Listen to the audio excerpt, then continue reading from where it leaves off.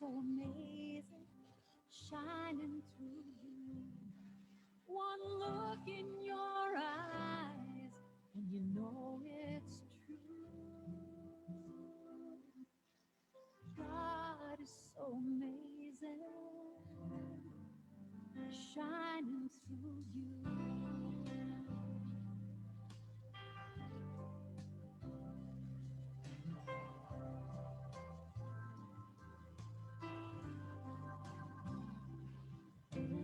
God is so amazing, shining through me. God is so amazing, shining through me. One look in my eyes, you can see. God is so amazing, shining through me. Ooh, so amazing. Ooh, so amazing. God is so amazing, shining through us. God is so amazing, shining through us. Your heart and my heart, it's the sweetest love. God is so amazing,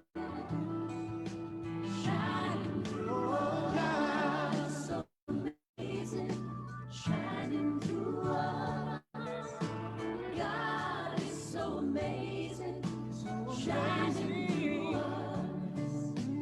Your heart and my heart, it's the sweetest love. God is so amazing. God is so amazing.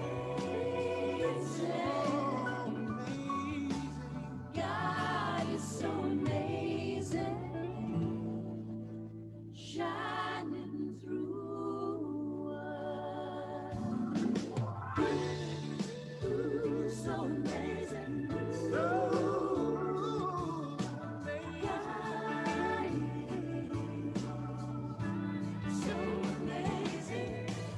God is shining through us.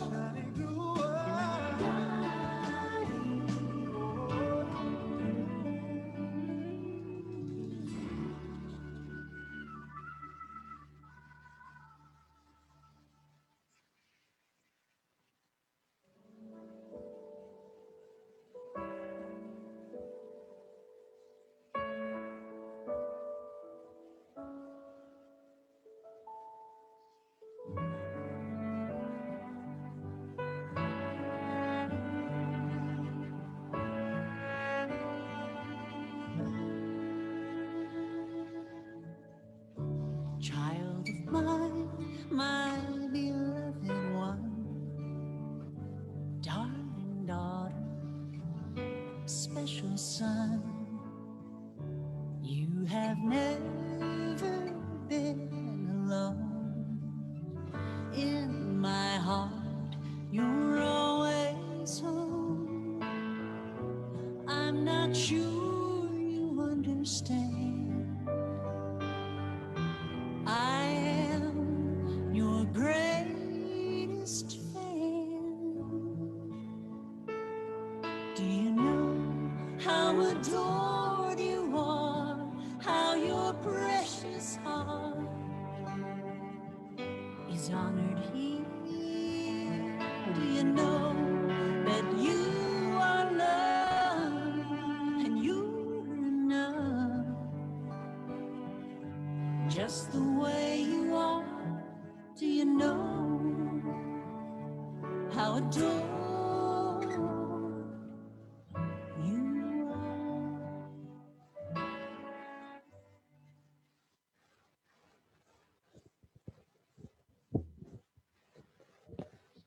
The great unveiling. Good morning. I'm Reverend Mary Gabrielson, and I am your minister here at Unity Center in Milwaukee. And I think I just lost my thing. Now, hang on. There.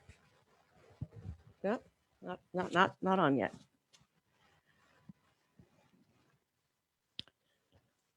Okay. Every day is a new day with new opportunities to learn and grow and whoopee. So, this is the Unity Center in Milwaukee. I am Mary Gabrielson, and I'm always delighted when you join us. So, let's be about our spiritual business and speak together our statement of faith. There's only one presence and one power in the universe and in my life, God, the good, omnipotence. And our affirmation: thank you, God, that we have come to this place to release the past, celebrate the present, and embrace the future in love, peace, harmony, and prosperity.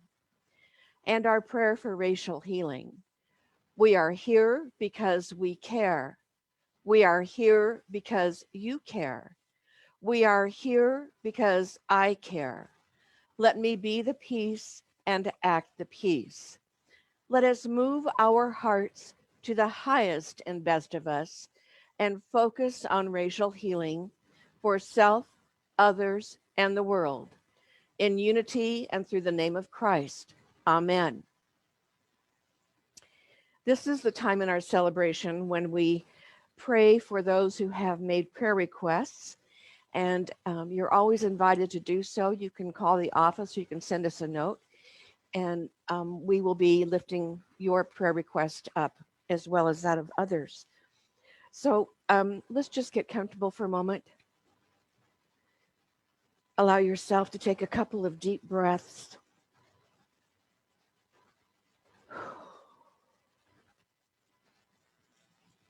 We wrap our world in prayer, knowing that God is greater than whatever we face, greater than illness, loss, injustice, and confusion. God is an ever-flowing stream of love and wisdom, pouring through each of us to anoint our earth with healing, harmony, and wholeness. Health is our natural state of balance. A body heals when each system is working together in order. A relationship heals by balancing the needs and desires of each person. A nation heals by regaining its equilibrium. And no matter how the scales seem to have been tipped, we affirm that anything askew in our lives today can return to balance and be healed. For this, we call upon our own divine attributes and allow the transcendent power of the infinite source to bring forth restoration. We trust that whatever needs to be healed in any form is returning to balance now, and we are at peace. And for those who have requested prayers for guidance, you are a child of God. Have faith in God's Spirit in you to inspire and guide you in the way that leads you to your greatest blessings. Freedom from limiting habits. Through the power of the Christ within, you are strong, free, and victorious. You overcome all obstacles and achieve self-mastery. For divine order, your mind is poised and your heart is serene, knowing that the Spirit of God works in all things to bring forth great possibilities in your life. For employment, the way is now open for you to use your God-given talents and abilities to expand and enrich your life and the lives of others. And finally, for justice, God is in charge. Rely on God's law of good to bring order and justice into all areas of your life. For these prayers and the many more that are held in the hearts and minds of all people, we know that God is in the midst of every situation. Everything is unfolding in divine order, in God's perfect timing. And for this truth we give thanks in the name and the power of the indwelling Christ presence. And so it is. Amen. I've asked Gail Grzybowski to read our daily word today.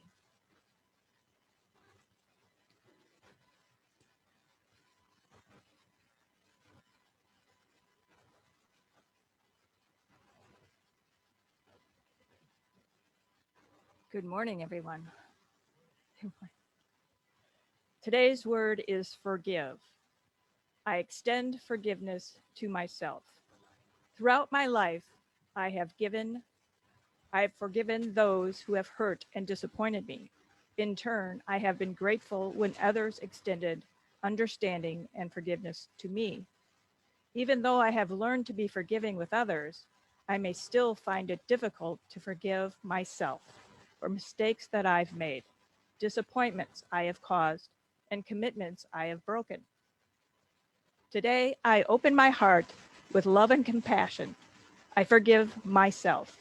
I remind myself that everyone makes mistakes and deserves understanding and forgiveness, even me. I remember how the prodigal son's father received him with joy when he came home. This joy is mine when I let go of self-condemnation and finally come home to myself. But while he was still far off, his father saw him and was filled with compassion. He ran and put his arms around him and kissed him. Luke 15:20.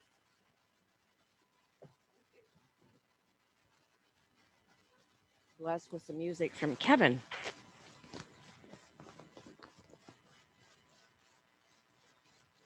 Good morning, everybody. Last month when I played for the church service, I was playing my mandolin. And today I thought I'd pull out my ukulele. It's a nice switch from the guitar. This is a song that I based on a line from a recent sermon that Reverend Mary had. It's called My Yesterday Self.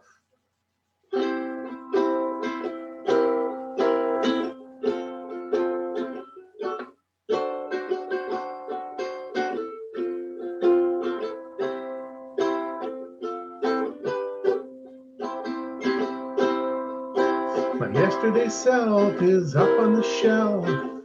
That's where it will stay. I loved it for sure, but I don't need it no more, 'cause today is a brand new day.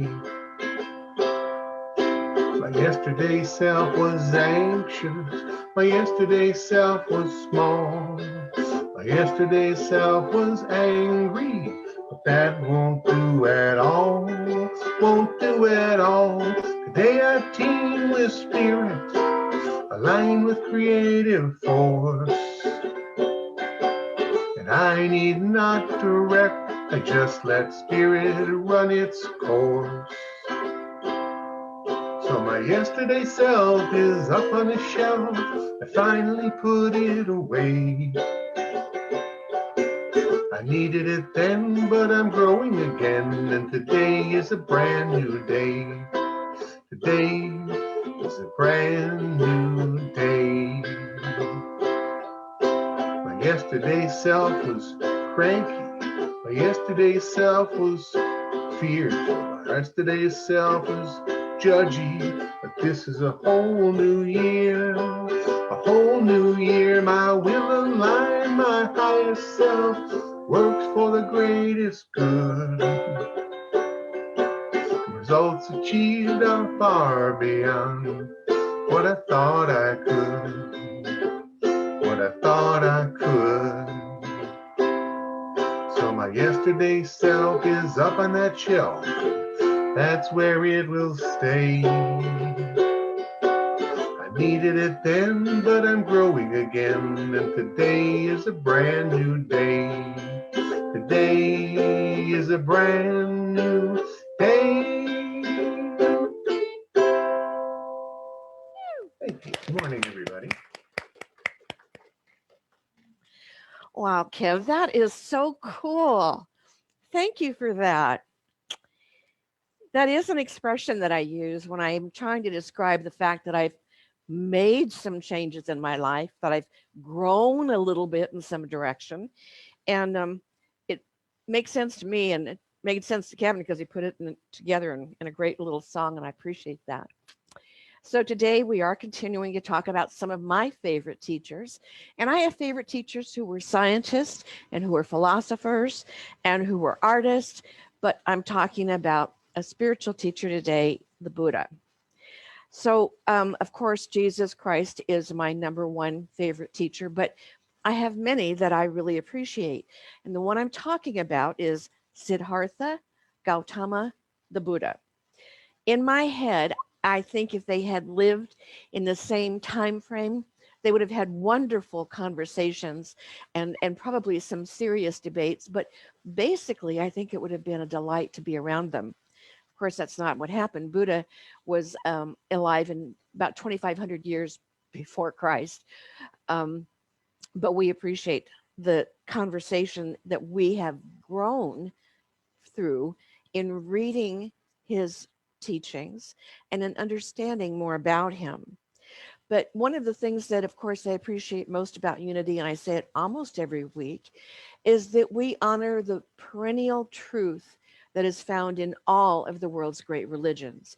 And it doesn't matter what the teaching is called, or even if it has a spiritual name or a spiritual path, the fact that the teachings are universal is what we embrace. And we recognize that one presence that we call God is called by many names all around the world, and sometimes not by any name at all. So it doesn't seem to matter what path we use to find that spiritual truth, to begin to incorporate that into our lives. We value the relationship that people have, whatever their path is. So who was the Buddha? Well, he lived about 2,500 years ago. He was born in India. He had his awakening in India. He did his teachings in India. And Buddha is like the Christ. It's not a last name. It is a designation, a title. And I almost like the meaning of the designation of Buddha better than I do that of Christ. Christ comes from the Greek Christos. It means the anointed one. But Buddha means the awakened one. And I love that. And we know that many, many teachers around the world, contemporary spiritual teachers, are stressing the need for enlightenment. Well, for a lot of people, that sounds so lofty, enlightenment. And they may get a picture of someone sitting in the lotus position, zoned out. I like the word awakening better than enlightenment because I think it brings it closer to home for us. So we're talking about awakening. And if everybody was practicing those ideas, we would have a really happy world, would we not? Things would be so, so delightful. But we're not all that awakened yet. We're awakened from what? What are we awakened from? Spiritual sleep. Thank you. So it's a sleep of not knowing, a sleep of ignorance. I'm not crazy about that word, but it's awakening from that kind of a sleep.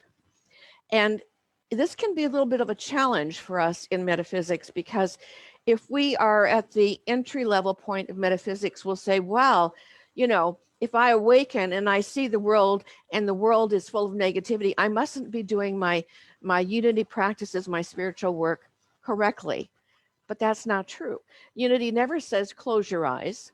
It says be open, be aware, but it says recognize that within every problem, there's a solution.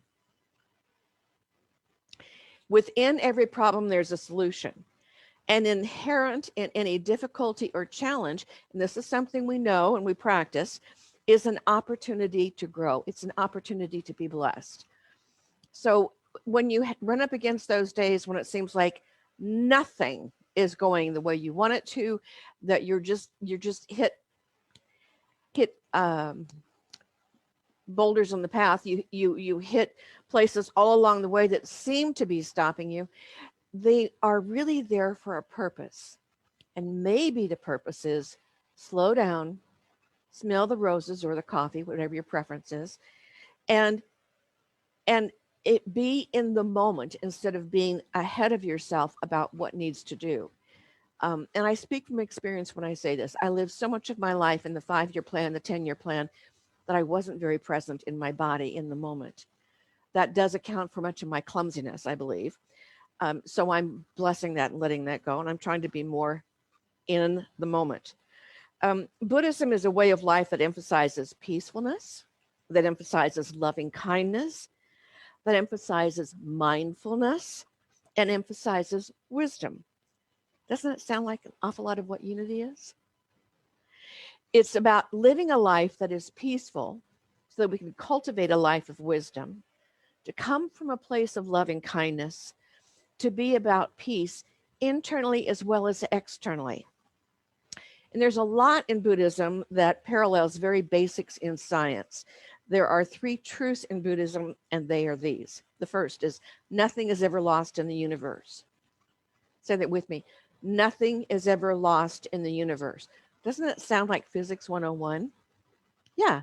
Matter turns into energy. Energy turns into matter. Think about the leaves that are falling to the ground. They decompose. They become the nutrients to feed that tree in the future. The second one is everything changes. Everything changes together. Everything changes. We start as babies. We grow old. We lay the body aside. Life is like a river that flows, always changing. Sometimes the river moves swiftly and joyfully, and sometimes there are obstacles that it flows around, and it's a little more challenging. In Buddhism, this idea of every change is captured in one word, the word impermanence. Impermanence. And therefore, the teaching is to hold everything lightly.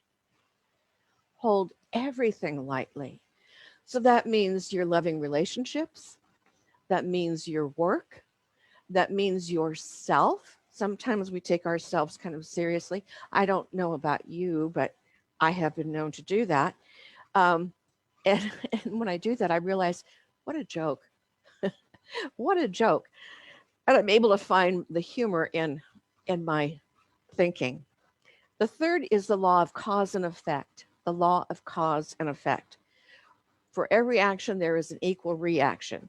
We know that in unity, it is the law of mind action. Thoughts held in mind produce after their kind. We know that whatever we're experiencing today is whatever we were thinking about, whatever we were actions we did, and collectively as humanity has done. And the Buddhists have a word for this. They don't call it the law of cause and effect. They call it the law of karma. Right on. Gold stars. Good, good. Now, the Buddha and the Dharmapada. The Dharmapada is a collection of core sacred text, and it was written in 423 BC, long after the Buddha kicked the bucket, or ascended, as the case may be. The Buddha says, the kind of seed sown will produce that kind of fruit. We know that one. Those who do good will reap good results. Those who do evil will reap evil results. If you carefully plant a good seed, you will joyfully reap a good fruit. Sounds like basic metaphysics, right? Yeah.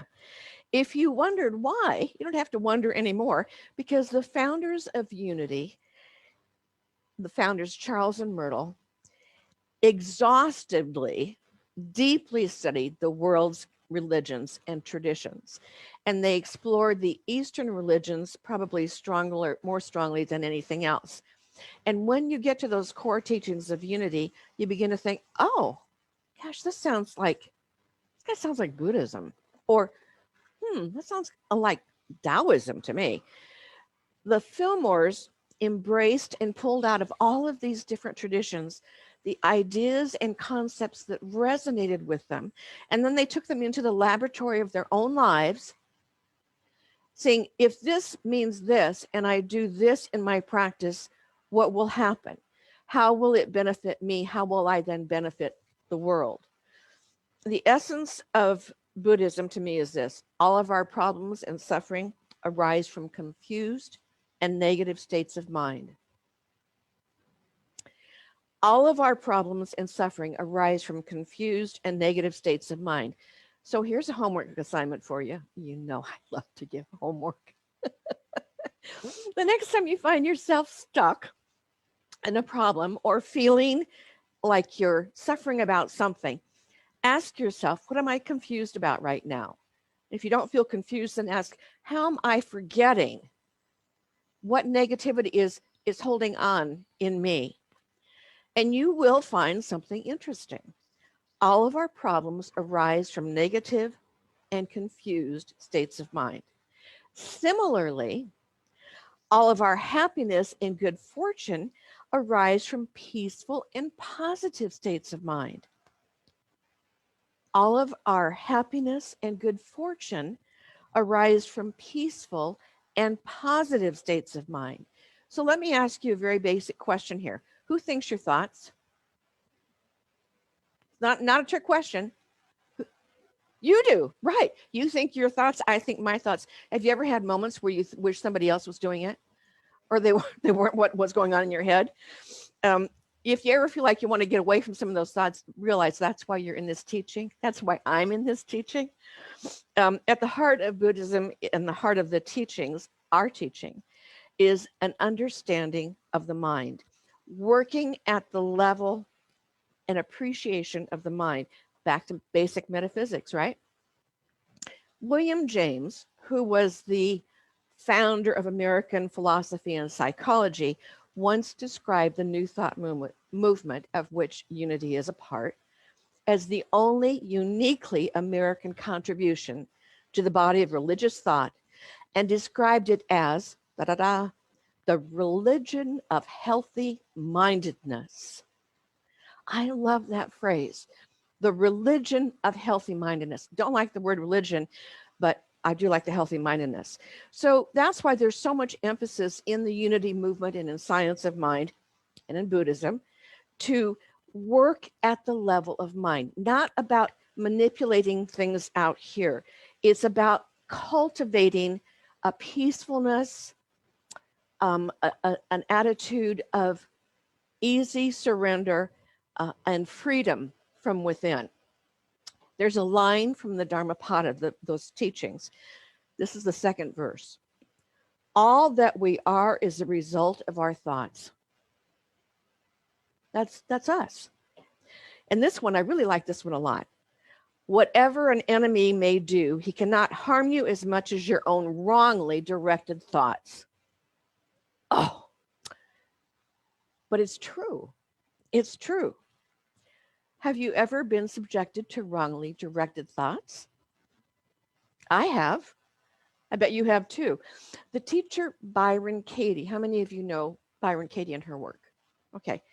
I consider her to be a very highly evolved spiritual teacher. And I'm going to read what she says.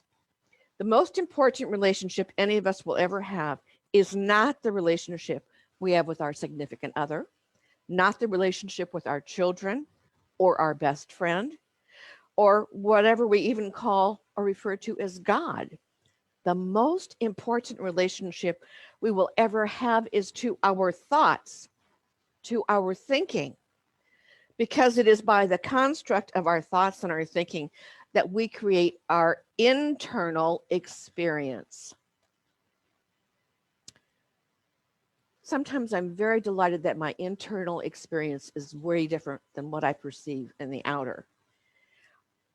And out of our internal experience, everything else flows. It's either colored in a beautiful way or a very destructive or harmful way.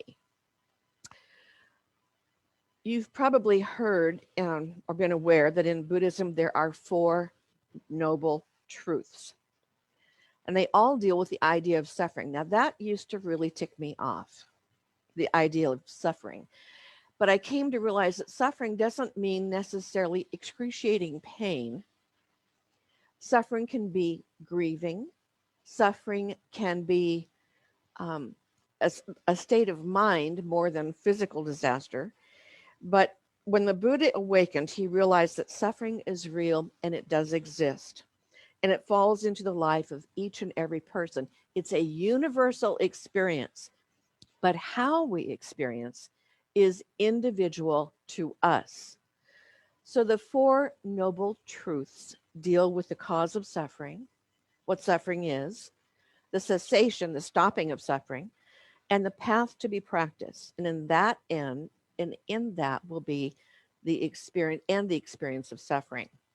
The Eightfold Path, lots of paths, is about righteousness, rightness, right understanding, right thoughts, right speech, right action, right livelihood, right effort, right concentration, and right mindfulness.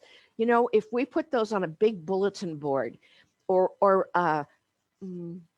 you know, those big signs along the freeway, what do you call billboards? If we put all of those on a billboard and we said, this is humanity's homework. And if we actually did it together, wow, could we transform the world? Just think about what that would be like. Do you ever have the simplest way to distill something that you want to remember? Some people have different ways of doing things. Some people wear malas, the prayer beads, either Tibetan or Indian, the prayer beads. Some people have a little bracelet of prayer beads. Some people, I have my harmony pendant. Now, it's not really supposed to be for that, but when I hold onto my harmony pendant, it reminds me, of the oneness, which means that despite what somebody else is doing or saying that I don't like, at their core, we are the same. At their core, we are the same. I sometimes carry a little rock. Some of my rocks have words on them like calm. That's going to be my superpower. I swear it is. Or it might be anything. It might be faith. It might be joy. It might be anything. But I carry those little rocks in my pocket sometimes. Or I have a couple of different little small angels. One is a rose quartz one that some loving person gave me. Another one is a blue one. And I often carry those. And they're reminders to practice whatever it is I'm focusing on in that moment. So I use those little things as reminders, and you might have some that you like too. But if we look at the real heart and soul of Buddhism, I think we're going to find three very simple practices. And there's a little story about this. There was a great king, and he wanted someone to tell him succinctly what were the most important teachings of the Buddha. And he looked high and low, and no one could really break it down. And he finally found a very wise old man.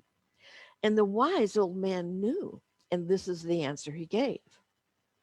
Do no evil, do only good, and purify the mind. Say that with me. Do no evil, do only good, and purify the mind. Now the king was really upset. He wanted the advanced course, I guess. And he said to the wise old man, well, any 5-year-old can do that. Any 5-year-old can understand that. And the wise man answered, yes, but not even an 80-year-old can do it consistently.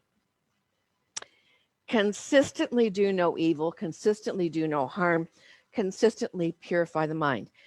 And I can't help but thinking about that teaching of Jesus, and I mentioned it before, where he's talking about someone comes to him to kind of tattle on somebody else. And Jesus says, why are you so concerned about the speck in your neighbor's eye that you cannot see the log in your own? First, remove the log from your own, and then you'll be able to see the speck in your brother's eye. What he's talking about is the importance of doing our own work. The importance of doing our own work. Not judging other people, taking care of our own stuff. Another time someone came to Jesus and said something, and Jesus said, what is that to you? It has nothing to do with you. What is that to you? What is that to thee? Follow thee me. Do what I am doing. So, if we're able to do what we're supposed to do about ourselves, then we're not going to be so apt to be judging others. I know it's fun sometimes. I've been known to really enjoy it. But my yesterday self has decided I've had enough of that. And I work very hard on not doing that now and trying to find common ground. So the first one, the do no evil from the Dhammapada says, and this is verse 68, do only what you will not regret, and the fruit of your deeds will be reaped in joy.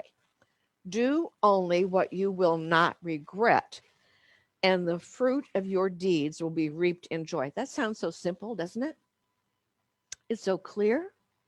We think of evil as people doing horrible things, like the people that go into places and shoot up the place and people that do awful, awful things.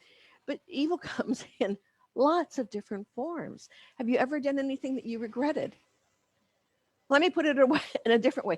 Anybody ever been on a diet? Ever have moments of guilt and remorse and regret?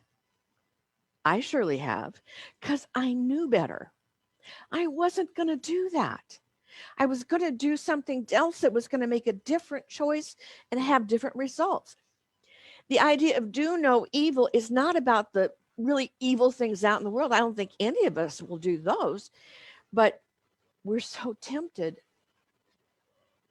We do evil to ourselves. We do evil to ourselves. We take actions against ourselves that are not life enhancing. We do things that are not helpful for a relationship. Anytime we gossip, anytime we speak half truths about something, anytime we're critical or judgmental or ostracize any segment of the population because they don't think like us, we're doing evil. The practice of Buddhism and that Buddhist way of life is do no evil, do no harm, not to ourselves, not to others. It's a pretty tall order because it's so all encompassing. It's a tall order, but I believe every one of us can stretch into it. The second one is do only good. That's a pretty tall order as well, but it is something to stretch into. And let me read what the Dharmapada says about that. I like this word, rouse yourself. Rouse yourself. To me, it feels enthusiastic. It feels alive. It feels freeing. Rouse yourself and follow the enlightened way through the world with energy and joy. It means wake up. There's a lot in that statement that we can unpack to approach our journey, our spiritual path, with a sense of enthusiasm. Do you wake up enthusiastic in the morning? Well, when you get to be my age, you wake up and you say, thank God, another day. But more than that, when I wake up and the sun is shining, my heart just sings. My heart just sings. But to be able to feel enthusiastic on the cloudy days when there's no horizon, that's my growing edge. I'm still working there. But to approach our journey with a sense of enthusiasm, to follow the enlightened way, every one of us in this room probably knows a lot of really good spiritual things. I really trust that. But we're not consistently awake all the time. You already know it. I know you do. I know it. But I'm not always consistent. So what it is we want to close the gap between what we know and what we're practicing, what we're doing. Because to know and not do is not to know. So the test is, what am I living from? How can I close that gap of what I know and what I'm doing? I know what love looks like. I know what forgiving feels like. I know what being non-judgmental looks like and feels like. And you do too, don't you? Of course you do. To learn to do good is to consistently work toward closing the gap. So rouse yourself. I love that word, rouse yourself and follow the enlightened way through the world with energy and joy. And I got to tell you, I underlined in my notes for myself, through the world, because that reminds me that my spiritual practice is something that is internal for me for the rest of my life on this planet, this experience. My spiritual practice goes right through to the center of my life. And it's there for every difficulty that I experience. And we do have them. We all encounter those sandpaper to the soul people. We all have some of those. I know we do. And every time I fall short of the mark, I'm reminded through the world with energy and joy. So my sense is a truly awakened spiritual person is not the person that goes off and lives on the mountaintop, because that is not really life. Life is about being in the relational world with other people. You know, what's that expression? Before enlightenment, chop wood, carry water. After enlightenment, chop wood, carry water. We still have lives, we still have things, work that is ours to do. So as much as we like to think that, well, I've achieved this state of being, yeah, for the moment, but to really be able to say that you're living in that full time is another thing. Few of us have achieved that point. And the last of the three things is purify our minds. The Dharmapada says, as the silversmith removes dust from silver, so do the wise men rid themselves gradually of their impurities. There's a word in there I really love. What do you think it is? Gradually. Gradually. Right. Now think about what he's saying. As the silversmith removes the dust, how are they going to do that? Gently, right? They're going to do it gently. They're not going to scratch what they've created. As the silversmith removes the dust, so humanity would gradually rid themselves of impurities. So the lovely thing about that is you're not ripping something out by the roots. You're not fighting with something. You are gradually releasing something. And it recognizes that as a human soul in this incarnation, we're in the process of growth and unfoldment and enlightenment. Yes, it's a process. And there are times when we're going to do it better than others. But what matters is that there's a bit of forward progression. You know, what do we say in recovery? It's not about perfection. It's about progress, gradually unfolding into what we are really about at the very core of our human nature. And as I wrap this up, I want to share another concept from Buddhism that I believe is so key. The Buddha recognized that finding enlightenment or awakening in isolation is very, very difficult. So he has what he calls, or what is called, he didn't call it this, but Buddhists call it this, the three jewels or the triple jewel. And saying these three things together, it's what allows us to continue our awakening process. So the first that he says is you need a teacher. Well, Jesus, the Christ, is our Christian teacher. The Buddha is another word for teacher or awakened one. So you need a person who has that awakening or that enlightenment to lead. The second is Dharma, which refers to a way or a teaching. So followers of Jesus in the beginning were called followers of the way. There wasn't a word about Christian. It was followers of the way that he was living his life, the way that he modeled his life. And the last is Sangha. The third is Sangha, which refers to community of like-minded people.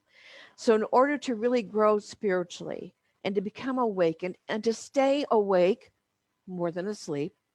Those three things are needed: a teacher, a teaching, and community. And I think that is just the crux of the matter right there. And we say pretty much that too. The importance of community. Um, Dharma, the path, it's a way of practice. And we practice the information and how we process the information and the teachings that we have, but the community is very important. He didn't say pick one. Okay, pick two of those you like. No. He said we need all three so that we can nurture and inspire one another.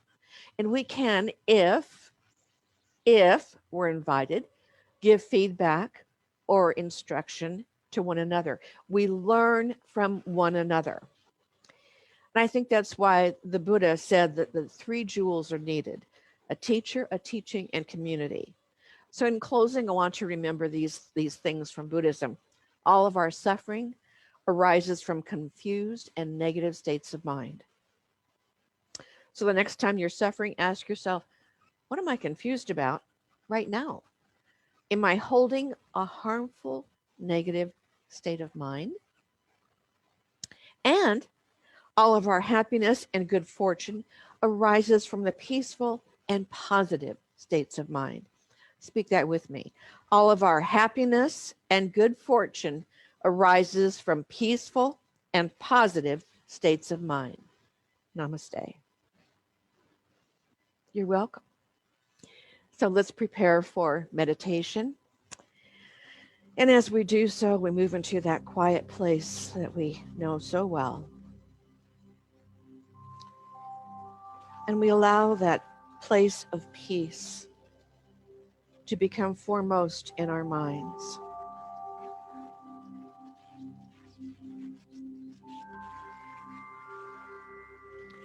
We devote our time and attention to nurturing and renewing prayer and meditation. We breathe as a way of clearing a cluttered brain and settling into peaceful stillness. We reconnect with our intact spiritual nature, which is wholeness and well-being. And we recognize our oneness with God.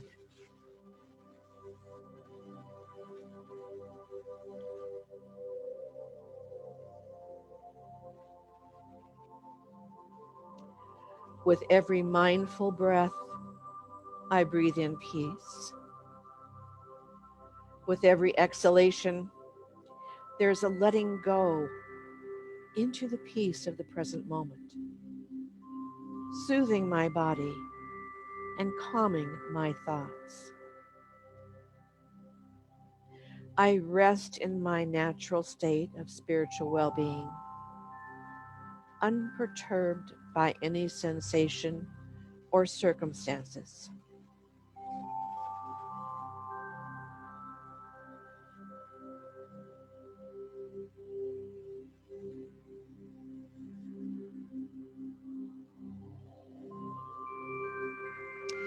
Every breath takes me deeper, more fully into peaceful stillness, in which I suspend human reasoning and searching. I rely upon spiritual wisdom, a quiet nudging of intuition, to arise as a deeper whisper of knowing.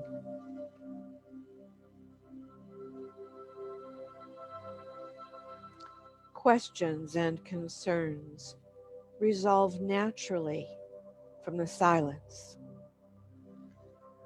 and I respond with confidence and courage.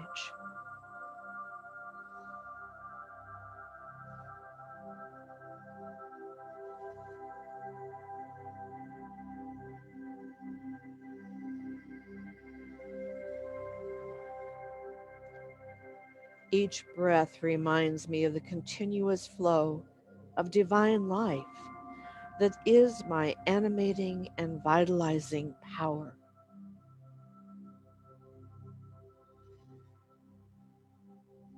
I envision divine life as a potent healing stream of rejuvenation reaching every structure and space in my body. And by the power of divine life, I am fully alive, whole in body, mind, and spirit.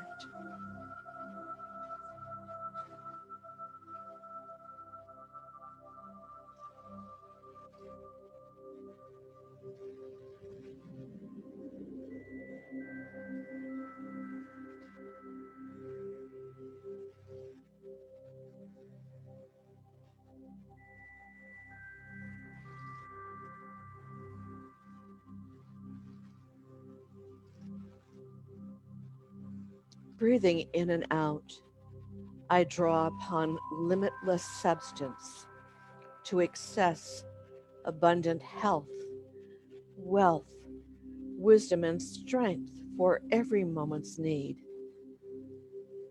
I release patterns of thought based in lack and limitation, and I lift my mind to notice an endless supply of free-flowing divine ideas.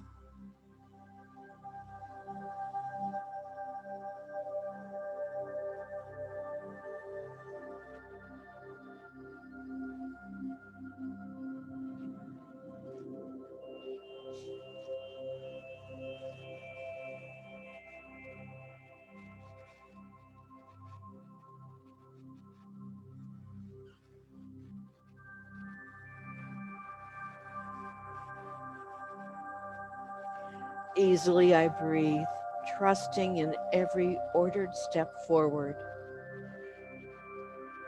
By the perceiving power of faith, I never have to submit to worry.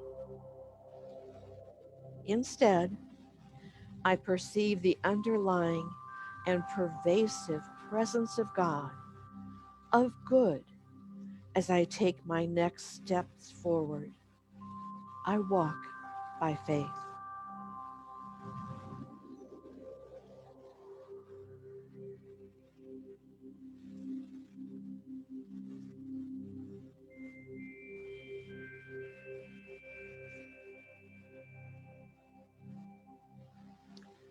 For this truth and our ever greater realization of it, we say thank you, God. And so it is. Amen.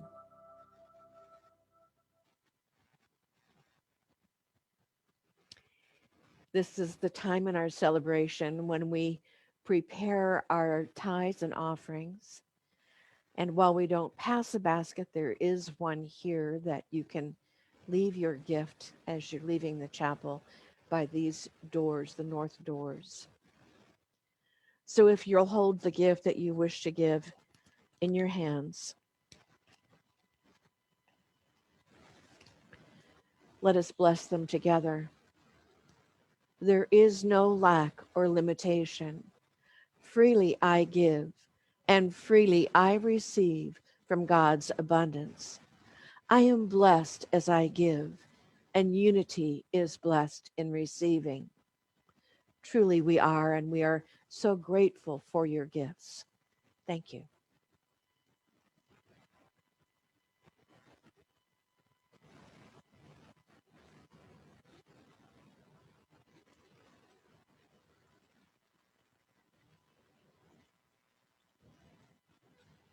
Kevin. Song I wrote many years ago. It's kind of inspired by this little light of mine, but it doesn't sound like that at all. It's called Time for Your Light to Shine.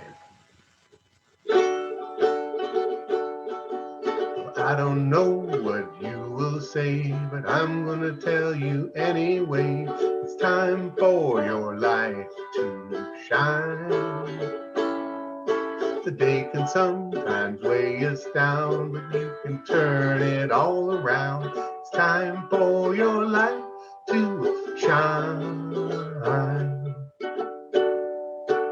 You don't know what life may have in store. You might think you're at the brink and you get more. Sometimes it's enough to shake us to the core, but it's time for your light to shine. I don't know what you will say, but I'm gonna tell you anyway. It's time for your light to shine. The day can sometimes weigh us down, but you can turn it all around. It's time for your light to shine. It's time for us to come together, because otherwise this world can grind us in the ground. But when we work together, we can pick each other up whenever we are down. So I don't know what you will say, but I'm gonna tell you anyway. It's time for your light to shine. You may think you failed the test, but all I see is your success. Be proud of the light you shine. Let go of judgment, we'll move ahead. Release the past, choose love instead. Let's turn this old world on its head. It's time for our light to shine.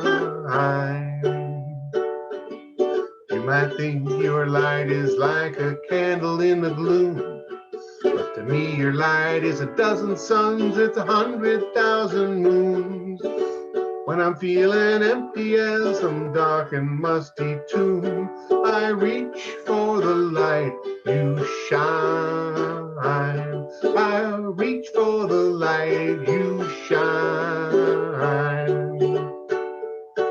I don't know what you will say, but I'm gonna tell you anyway. It's time for your light to shine.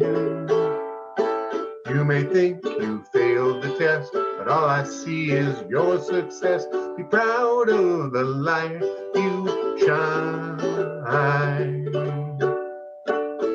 Let go of grief, we'll move ahead. Release the past, choose joy instead. Let's turn this old world on its head. It's time for our light to shine. It's time for our light to shine.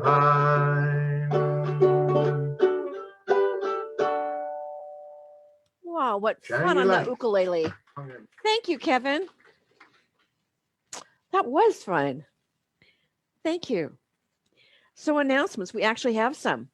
The new member orientation, What is Unity class, is going to meet again this coming Tuesday night. And then the next time that we meet will be on Palm Sunday, when our new members are accepted into our fellowship membership. The midweek meditations continue. Invest a little bit of time in your spiritual practice. They're available also on our Facebook page and our website. We have different leaders each week. The book study begins a new book called Cast, and the book is written by Isabel Wilkerson. We begin this coming Thursday at 9:15, and it is via Zoom. So if you're interested, I need to be sure to have your email address so you can be invited into the Zoom book study. There's a Daniel Nahmad virtual concert tomorrow night, 8 o'clock our time. And you can watch it for free on facebook.com, Daniel Nahmad USA. That's pretty easy to remember. Does anybody need help with writing that down? But he's one of our great New Thought composers and musicians, and he's been doing these concerts to help lift us all up and keep us harmonized. I think that's great. Okay. After service today, because it's such a glorious day, we're going to be having coffee and conversation out on the south side. I wish I could say it was lawn, its lawn in its infancy. But you're welcome to join us after the service to gather for a visit. And Kevin is going to bring the computer out so that everybody can say hi to the people that come for virtual coffee and conversation. And they usually show up around 11:15. And so we're looking forward to seeing some faces that we haven't seen for a while and let everybody say hi. That would be a great thing. Okay, let's be prepared with our second verse of the America song, and we'll speak this as a prayer. O beautiful, compassionate shores, where dreams and hope are born, where kindness and civility can weather any storm. America, America, God heal this great divide. Let fear release, rekindle peace, till all our hearts unite. You and me, from sea to shining sea. And we're going to sing, Let There Be Peace on Earth. So stand up, because I think we sing better when we're standing up. We don't get to do a circle and hold hands, but we can do that in our imagination. Peace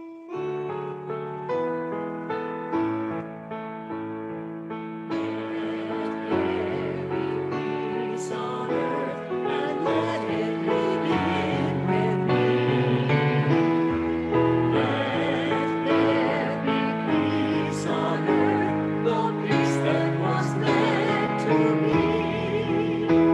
With God as creator, family all are we.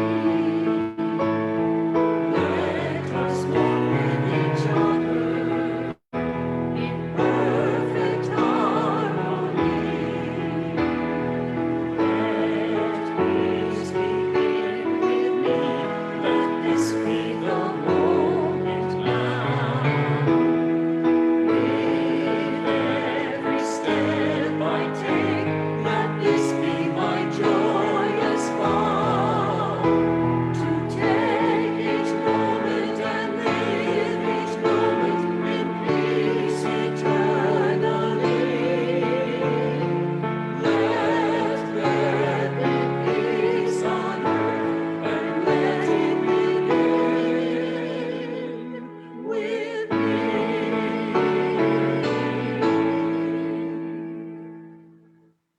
In our prayer for protection, the light of God surrounds us, the love of God enfolds us, the power of God protects us, the presence of God watches over us.